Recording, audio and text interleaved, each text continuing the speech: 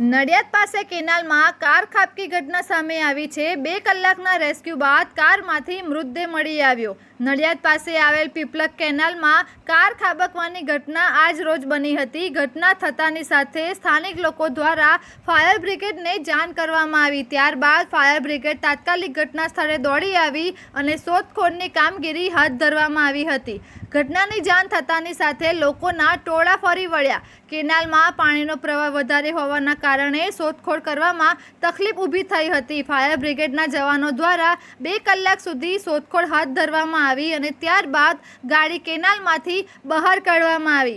ગાડીને ક્રેનની મદદથી બહાર કાઢતી વખતે ગાડીની અંદર એક ડેડ બોડી પણ મળી આવી છે। જો કે આ ગાડીમાં કેટલા લોકો સવાર હતા તેની જાણ હજી સુધી થઈ નથી, પરંતુ ગાડીમાંથી મૃતકનું આધાર કાર્ડ અને પાન કાર્ડ મળી આવ્યું હતું। મૃતક કાર ચાલક આણંદના રહેવાસી નરેન્દ્રભાઈ પટેલ હોવાનું સામે આવ્યું છે। જો કે આ ઘટના કેવી રીતે બની છે તેની જાણ પણ કોઈને થઈ નથી, જ્યારે સ્થાનિકને ગાડી દેખાતાની સાથે ફાયર બ્રિગેડને જાણ કરવામાં આવી હતી।